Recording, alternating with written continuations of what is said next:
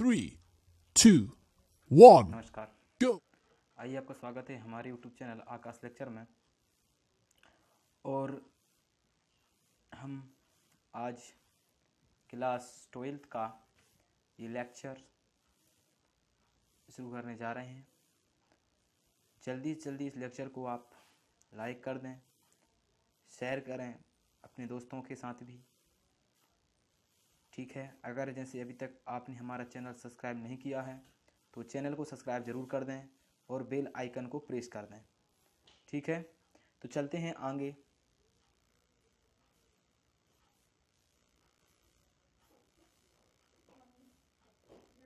ये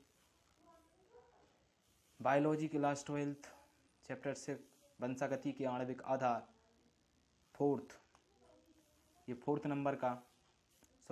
fifth number का ये लेक्चर है। इससे पहले 4 हैं, उनको आप करें। प्लेलिस्ट मिल जाएगी हमारे चैनल पर, जाकर इसकी प्लेलिस्ट ढूंढ लें और वहाँ से इसको करें, ठीक है। हाँ, आगे चलते हैं अब।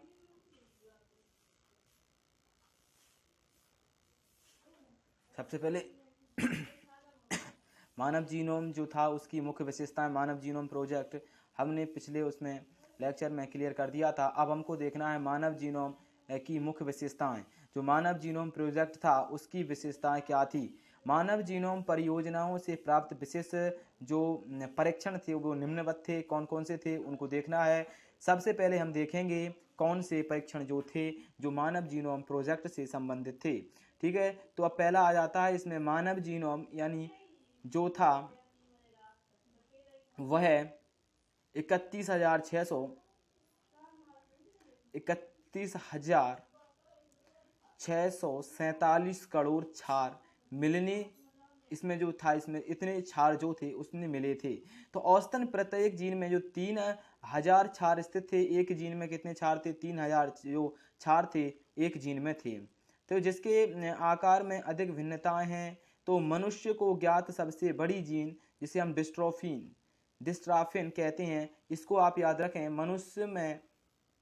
मनुष्य में ज्ञात सबसे बड़ी जीन जो थी वो थी डिस्ट्रोफिन।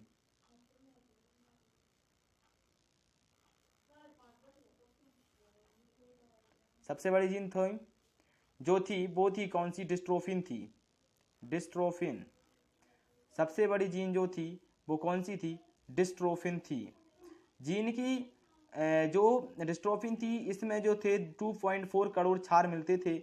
इसमें जो क्षार थे वे 2.4 करोड़ इसमें क्षार थे, ठीक है। अब आता है जीन की संख्या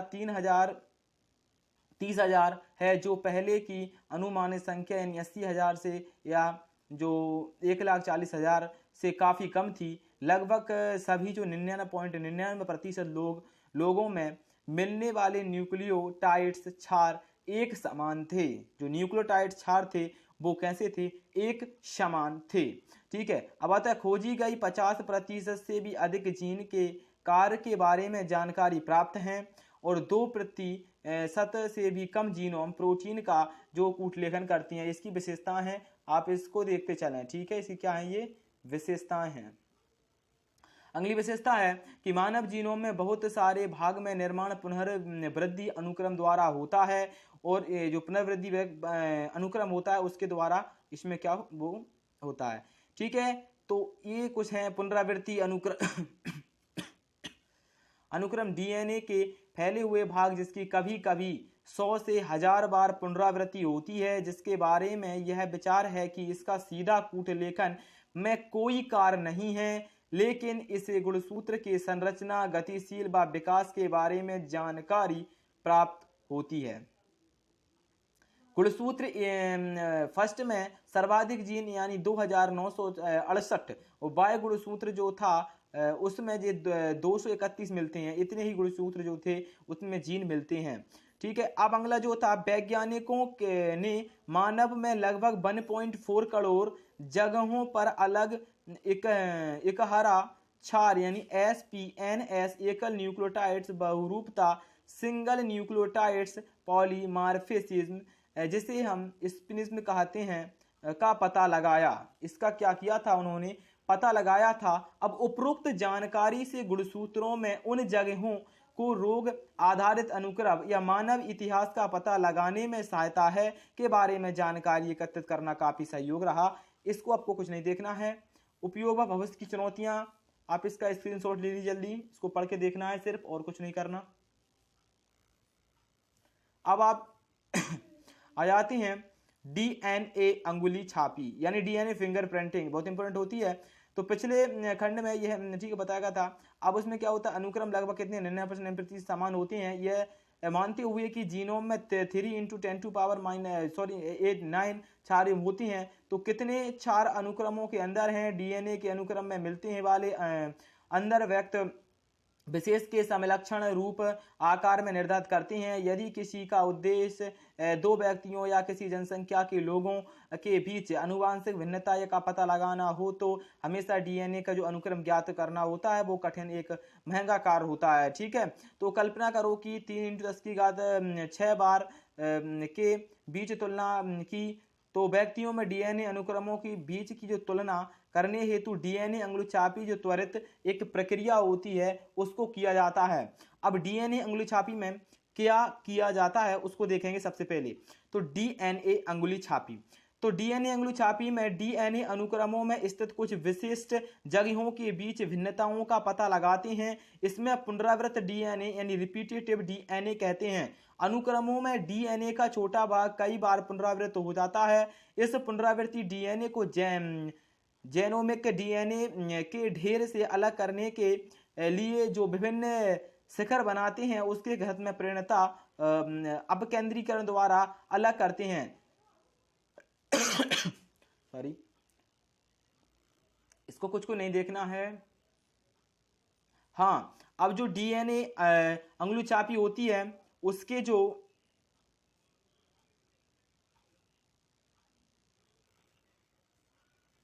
आधार होते हैं वो होते हैं जैसे खून, बाल, पुटक, त्वचा, हड्डी, लार, शुक्राणु आदि। प्राप्त डीएनए को एक समान बहुरूपता मिलती है। न्यायालयी उपरोक्त में एक पहचान औजार के रूप में उपयोग की जाती है। चूंकि बहुरूपता जनक से बच्चों की ओर वंशागत होती है, इसलिए अंगुलीछापी विवाद की स्थिति में पैतृक परीक्षण में सहायक होती है। जो पैतृक परीक्षण होती है उनमें ये सहायक होती है। कौन? डीएनए अंगुलीछापी, डीएनए फिंगर प्रिंटिंग। ठीक है, अब हम इसकी क्रियाविधि को पढ़ेंगे। डीएनए अनुक्रम मिलने वाले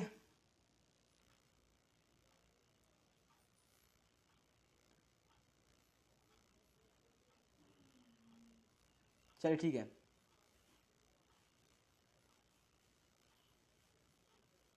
डीएनए अंगुलीछापी में डीएनए अनुक्रम की स्थिति कुछ विशिष्ट जगहों के बीच विशिष्टताओं का पता लगाने, इनको पुनरावृत्त डीएनए रिपीटेटिव डीएनए यहां आ गए थे।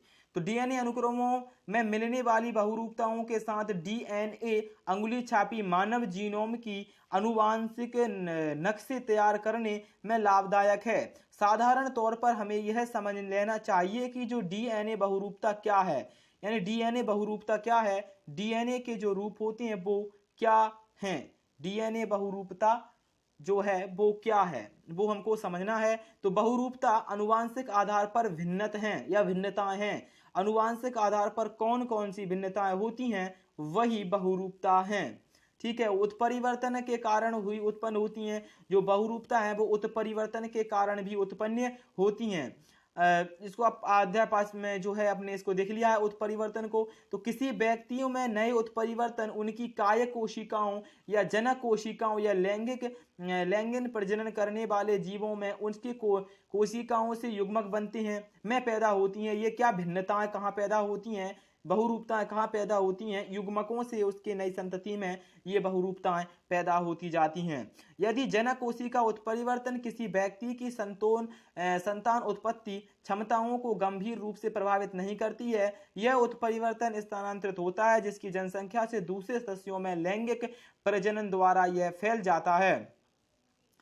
ठीक है, ये क्या हो जाता है? फैल जाता है। वो हमने पिछले देख लिया है। जनसंख्या में 0.01 से भी अधिक आवृत्ति एक स्थिति में असंगत मिलते हैं। तो साधारणतः वंशागत उत्परिवर्तन जनसंख्याओं में उच्च आवृत्ति से मिलता है, तो इसे डीएनए बहुरूपता कहते हैं। उपरोक्त विश्लेषण संभावना अतिरिक्त डीएनए, इसका जो पूरा का पूरा लेक्चर है हम देखेंगे जो अनुवांशिक इंजीनियरिंग वाला जो चैप्टर होगा उसमें, ठीक है। वहां पर हम इसका पूरा डिटेल में अच्छे तरीके से विश्लेषण करते हुए आपको समझाएंगे। इस टाइप का इसका क्रिया होती है। इसमें सबसे पहले जो डीएनए उसको डीएनए को प्राप्त किया जाता है, उसके आधार को प्राप्त किया जाता है, फिर उसका विश्लेषण किया जाता है इथिडियम ब्रोमाइड द्वारा, उसको खंडित किया जाता है, प्रोब द्वारा किया जाता है, और फिर इसमें प्रोब पर उसको छाप दिया जाता है, और इस प्रकार से सारी जो क्रिया होती है वो डीएनए फिंगरप्रिंटिंग की सारी क्रिया इसमें संपन्न हो जाती है, ठीक है। तो जो वेंटिलेटर एंगुली चाबी डीएनए श्रेणी में, वो आप इसको पढ़ते चलें।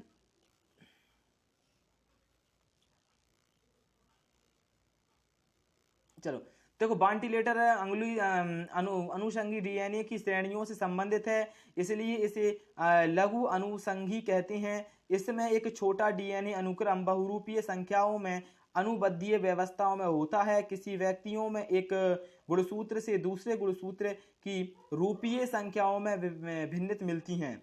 पुनरावृत्तों की संख्याओं में बहुत उन्नत श्रेणी की बहुरूपता मिलती है, जिसके फलस्वरूप वेंटिलेटर में आकार परिवर्तित होते रहते हैं।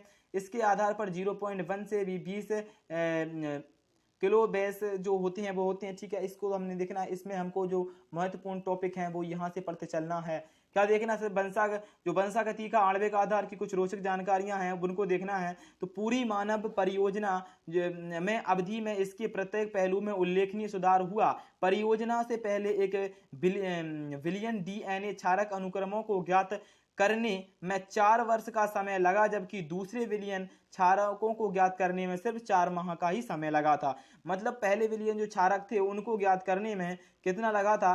पहले उनको ज्ञात करने में जो थे उनको 4 वर्ष लगे थे 1 मिलियन को, और 1 मिलियन को सिर्फ 4 माह में ही हमने जो हमारे वैज्ञानिक थे उन्होंने उसको कंप्लीट कर दिया था, ठीक है। अब इसमें आगे चलते हैं तो क्या देखते हैं कि 4 अनुक्रमों को ज्ञात करने की जो गति ही नहीं बड़ी इस पर होने वाला जो वह भी उत्तरोत्तर जो था कम होता गया। परियोजनाओं में प्रारंभ की अनुमति प्रति क्षारक निर्धारण में खर्चा जो था 3 से 10 अमेरिकी डॉलर के बराबर था। यानी एक क्षार युग्म के जो खोज का जो खर्चा था वो कितना था? 3 से 10 अमेरिकन डॉलर था। तो घटकर जो 2003 में कितना हो गया था? 10 सेट प्रति क्षारक रह गया था।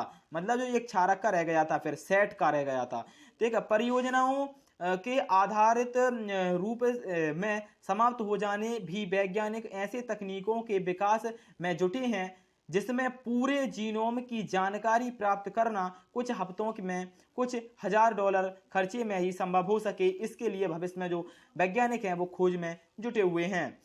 जो ट्रांसपोजीन या जंपिंग जीन होता है, कुछ पुनरावृत्त डीएनए खंड या डीएनए में अपनी स्थिति बदलते रहते हैं। इन्हें जंपिंग जीन भी कहते हैं। क्या कहते हैं? इनको जंपिंग जीन कहती हैं। इनकी खोज 1951 में मक्का के पौधे में मैक क्लिकटॉक एक वैज्ञानिक थे, उन्होंने इसकी खोज की थी, मक्का के पौधे में की थी जंपिंग जीन की खोज। इसको याद रखें। कैंसर उत्पन्न करने वाली जीन ओकोजीन कहलाती है। जो कैंसर को उत्पन्न करने वाली जीन होती है वो ओकोजीन कहलाती है, ठीक है। अब आता है जेनेटिक कोड शब्द जॉर्ज गैमो ने प्रस्तावित किया था, ये हमने देख चुके हैं। अब आता है जेनेटिक कोड शब्द जॉर्ज गैमो ने प्रस्तावित किया था। और मिनी सैटेलाइट यानी 17 से 60 क्षार युग्म लंबे या माइक्रो सैटेलाइट 1 से 6 क्षार युग्म लंबे होते हैं। जेड डीएनए में द्विकुंडलन की दिशा वामावर्त होती है। जेड डीएनए जो होता है, डीएनए होता है, उसमें जो द्विकुंडलन की दिशा होती है वो वामावर्त होती है, बाकी सभी में दक्षिणावर्त होती है। अब आता है फ्रेडरिक मिसर द्वारा खोजे गए न्यूक्लिक पदार्थ को आर माल्टमान ने न्यूक्लिक अम्ल नाम दिया। क्या नाम दिया उसे? आर न्यूक्लिन उसको नाम दिया, ठीक है। अगला आता है डीएनए की खोज में महत्वपूर्ण भूमिका निभाने वाले रोजालिंड फ्रैंकलिन को नोबेल पुरस्कार ना मिल सका क्योंकि उनकी पुरस्कार घोषणा से पहले ही मृत्यु हो जाती है। नोबेल पुरस्कार कभी भी मृत्यु के बाद जो है नहीं दिया जाता, इसको आप याद रखें। तो अब आ जाता है नाभिकीय अम्लों में अतिरिक्त जो प्रियोन नामक संक्रमणकारी प्रोटीनों का एक प्रतिकृतिकरण से हो सकता था, ठीक है, इस कारण से होता था। अब आता है व्युत्पन्न अनुलेखन का सिद्धांत H.M. टेमिन व डी बाल्टीमोर ने दिया था, अतः इसे टेलिनिज्म भी कहते हैं। ठीक है, अब आगे जाते हैं कि फ्रेडरिक मिशर द्वारा खोजे गए न्यूक्लियर पदार्थ को आल बाल्टीमोर ने न्यूक्लियर नाम दिया था। अच्छा, इसको कर दिया, पुनः रिपीटेड है। अब इसको रिपीटेड है, इसको नहीं करेंगे, लेकिन अब इसमें जो इंपोर्टेंट आने वाला है फिर उसको करेंगे। लेकिन पहले हम नीचे वाले 2 पॉइंट लेंगे, एक ये और एक ये। पहले शुरुआत करते हैं। तो पैरामेशियम में समापन कोडॉन जो होता है UAAA, समापन कोडॉन UAAA, UGA अमीनो अम्ल ग्लूटामीन को कोड करता है। यह अपवाद है, इसको याद रखिए। जो पैरामेशियम में सिर्फ ये अपवाद है, ये ग्लूटामिक अम्ल को कोड करता है, बाकी सब में ये एक समापक कोडोन होता है। अब आ जाता है कि माइटोकॉन्ड्रियल जीन एक व्यक्तियों को केवल उसकी मां से प्राप्त होता है, मां को नानी से व नानी को उसकी मां से। आप को भी आपके नानी की और नानी के कुछ गुण आप में आश्चर्यजनक या होने की बात है, मतलब हो सकते हैं गुण। अब आता है ट्रिप्टोफैन ऑपरेन, ये बहुत इंपोर्टेंट होता है। ट्रिप्टोफैन ऑपरेन एक और रोचक ऑपरेन है, इसको सिर्फ पढ़ के रखना है, इसमें से क्वेश्चन नीचे बनते हैं और वैसे बोर्ड में नहीं आते हैं। ट्रिप्टोफैन एक आवश्यक अमीनो अम्ल होता है, इसमें निर्माण के लिए 5 लगातार स्थिति संरचनात्मक जीन होते हैं, उसमें 3 संरचनात्मक जीन होते हैं, इसमें 5 संरचनात्मक जीन होते हैं। लैक ऑपरेन में 3 संरचनात्मक जीन होते हैं और इस ऑपरेन में 5 संरचनात्मक जीन होती हैं। लैक में होती हैं ZYA और इसमें होती हैं EDCBA। ठीक है, इसको याद रखें आप। इसमें ई के निकट होता है ओ ऑपरेटर व फिर प्रमोटर स्थित होता है, इसमें आर का एक रिप्रेसर भी होता है। इस प्रकार से इसमें हो जाता है। तो जीवाणुओं के माध्यम में ट्रिप्टोफैन की आपूर्ति बाहर से करने पर इसे बनाने की आवश्यकता नहीं रहती है, यह कार्य ऑपरेटर को स्विच ऑफ करके किया जाता है। ट्रिप्टोफैन यह दमनकारी अणुओं के रूप में कार्य करता है, यह रिप्रेसर से जुड़कर उसे ऑपरेटर से जुड़ने में सक्षम बना देता है, अतः RNA पॉलीमरेज ऑपरेटर से जुड़कर अनुलेखन नहीं कर पाता है और ट्रिप्टोफैन का संश्लेषण रुक जाता है। यह कोशिकाओं व ऊर्जाओं से बचाने का एक बेहतरीन तरीका होता है। कौन सा? Tryptophan operon. ठीक है, लैक ऑपरेन प्रेरण किए जाने वाला है, जबकि ट्रिप्टोफैन एप्रोन एक दमनकारी किए जाने वाला। वो लैक ऑपरेन होता है, वो प्रेरण करता है, ये दमन करता है, यानी वो किसी को शुरू करता है तो ये किसी कार्य को रोक देता है। ठीक है, ये हो गया आज का।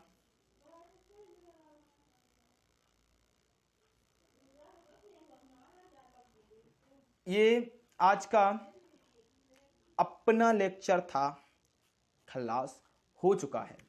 आज ये कठिन जो चैप्टर चल रहा था खल्लास हो चुका है। अब सिर्फ बचता है अगला चैप्टर, बहुत इजी है, चैप्टर 7। चैप्टर 7 जो है बहुत ही सरल है, उसको करेंगे हम कल से। सीक्वेंस वाइज चलते चल रहे हैं तो उसको भी हम कल करने वाले हैं। आप बने रहें हमारे साथ।